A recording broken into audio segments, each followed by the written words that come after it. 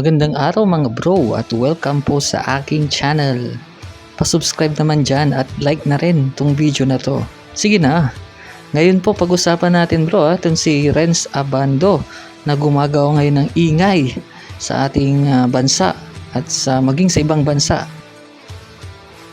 Ayun nga mga bro, dahil sa pinamalas na basketball IQ ni Renz Abando sa laro niya nung nakaraang FIBA World Cup, ay maraming nakapansin marami internationally sa kanyang galing sa paglalaro.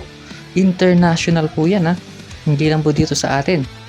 Doong nakaraan nga na laro nila sa South Sudan ay talagang napabilib ni Abando si Carlik Jones na isang NBA player. Sabi nga ni Carlik Jones talagang nagbigay ng pressure si Abando sa buong laro.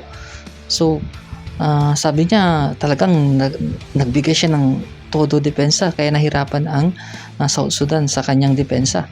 So talagang napahanga ni Abando ang mga Pilipino at maging ibang bansa or maging ibang media site ay puro positibo ang kanilang mga komento dito sa ating kababayan. May balita nga mga bro na ito daw si Abando ay may nagkaka-interest sa kanya na isang NBA team. At sabi nga nila ito ay ang Golden State Warriors. At sana nga totoo mga bro.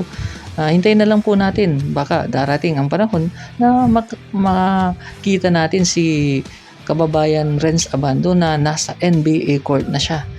Syempre kasama niya ang ating kababayan na si Kai Sotto at hindi po malabong mangyari yon mga bro. So ayan nga po mga bro, sana po magkatotoo nga na maging NBA player na tong si Renz Abando. At kung totoo man yung balita na yon, deserve naman ni Abando yan. Kasi nga, magaling tong batang to, magaling tong basketball player na to. At syempre, pure-blooded Pilipino po yan mga kababayan. At ayun nga mga bro, sana po makapasok nga talaga sa NBA itong si Renz Abando. Maraming salamat po sa panonood.